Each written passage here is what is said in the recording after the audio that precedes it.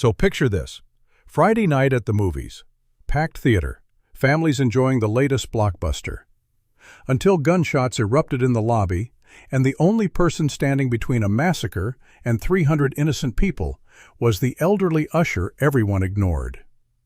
What they didn't know was that he'd spent 25 years taking down armed suspects in situations exactly like this. Hey everyone, welcome back to Time Awakened. Before we dive into this intense story, I gotta ask. Drop a comment and tell me what city you're watching from right now. Seriously, I love seeing our global community come together. And if you think stories like this deserve to be heard, smash that subscribe button and help us honor the people who should never be forgotten. Starlight Cinema Complex, downtown Denver, the city's most popular movie theater complex. 12 screens, 2,400-seat capacity, filled with thousands of film lovers every night. Families, couples, friend groups, everyone's entertainment hub. Friday evenings were the busiest times. New releases, weekend crowds, popcorn smell everywhere.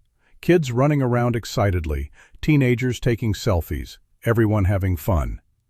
In the center of the lobby stood Gerald "Jerry" Williams, 62 years old, thin-build, always dressed neatly.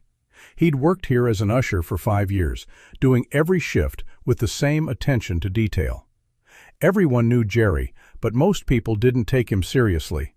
They called him Theater Jerry behind his back.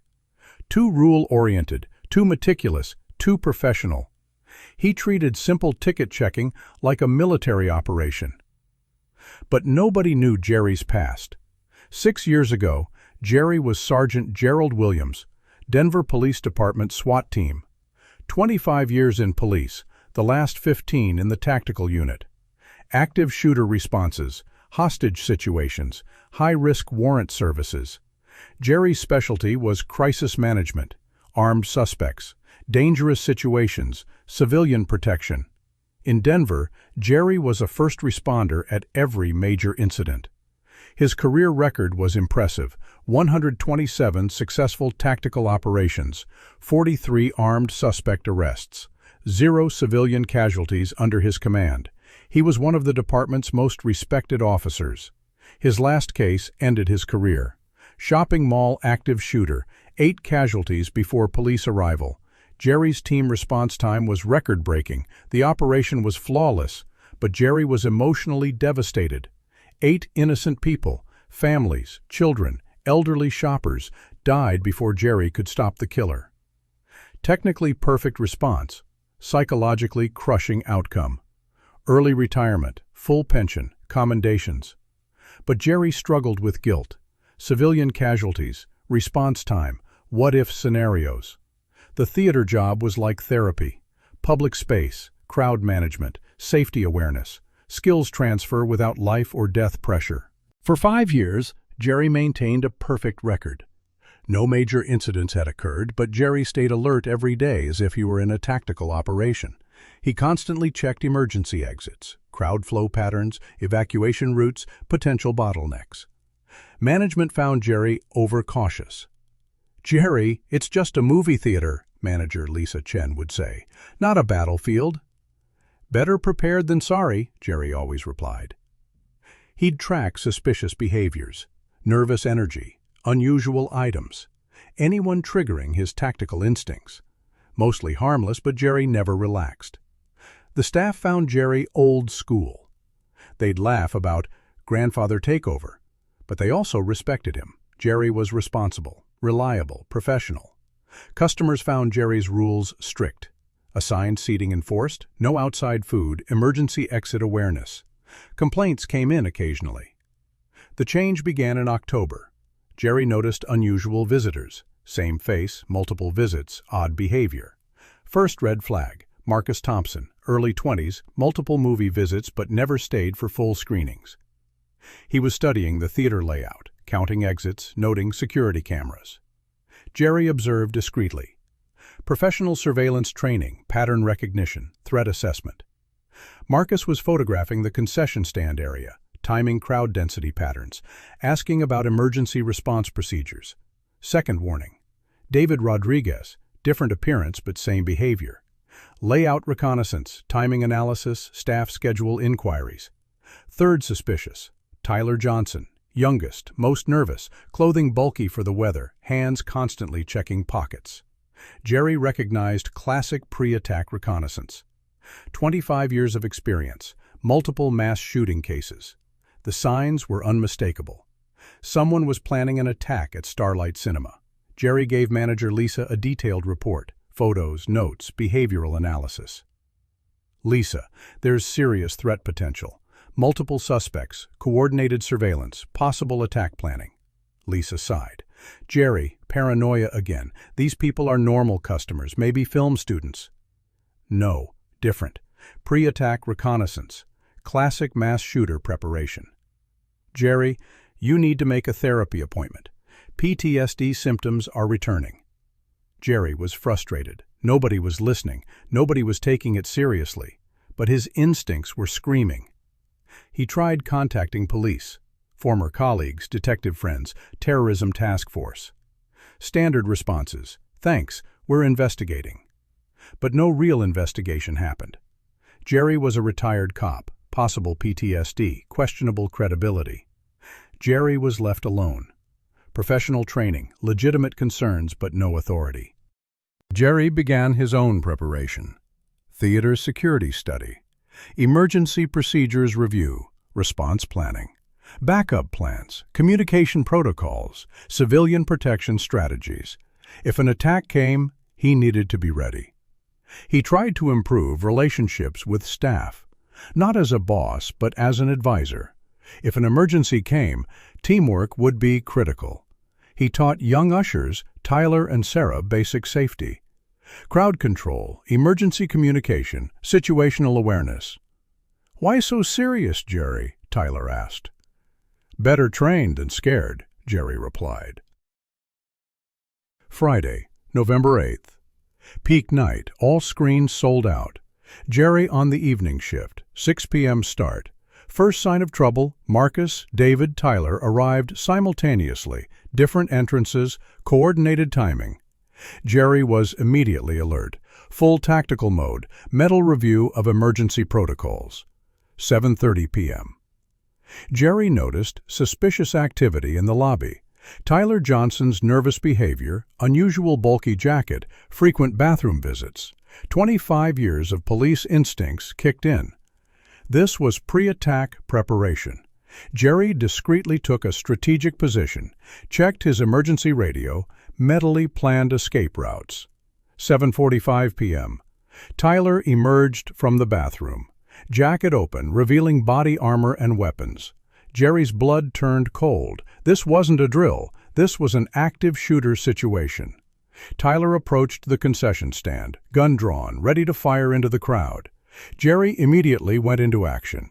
No backup, no support, no choice. "Get down! Shooter! Everyone down!"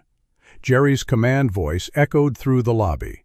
Tyler turned, surprised. Plan compromised, element of surprise lost. Jerry charged, not optimal tactics, but civilians were behind Tyler. No time for cover, no time for protocol. 25 years of training activated. Muscle memory, tactical movement, crisis response. Tyler fired wild, inexperienced, panicked, poor aim. Jerry was professional. Controlled approach, calculated risk, precise action. Takedown successful. Tyler disarmed, subdued, neutralized. But Jerry knew. Mass shooters often work in teams. More threats were possible. Jerry radioed police. Active shooter event, Starlight Cinema. One suspect down, possible additional threats. Requesting immediate backup. Crowd evacuation began. Chaotic, panicked, dangerous. Jerry tried to coordinate. Remain calm. Follow emergency exits. Staff lead groups. Marcus and David emerged from the far end of the lobby, guns drawn, continuing the original plan. Jerry was between the civilian crowd and armed suspects. Classic tactical nightmare, crossfire potential, risk of innocent casualties. Professional assessment, 2 armed suspects, approximately 300 civilians, limited cover, multiple potential casualties. Jerry made his decision. Engage both suspects simultaneously. Draw fire away from the crowd.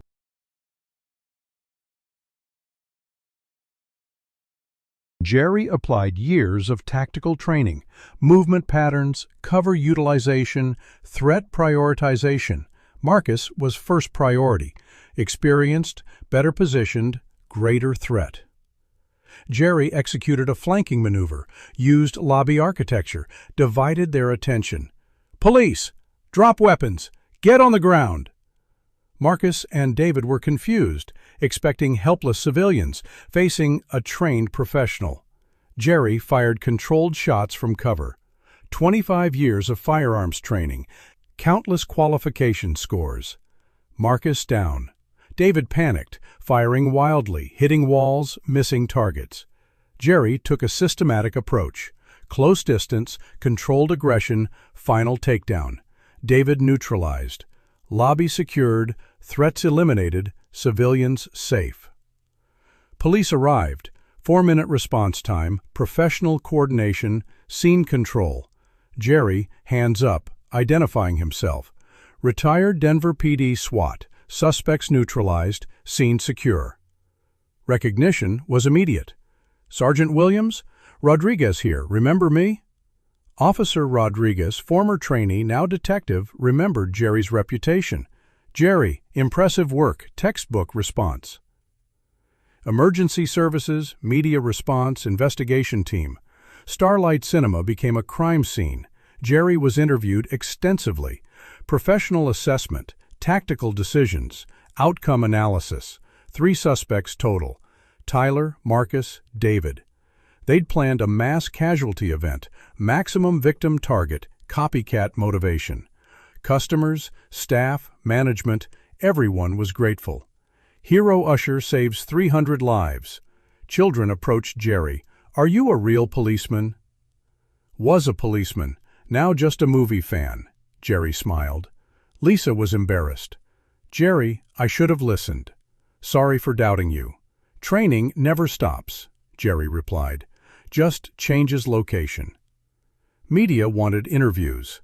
Retired cop prevents theater massacre. Jerry mostly declined. The theater reopened a week later. Jerry received a hero's welcome, permanent respect. No more jokes about Theater Jerry.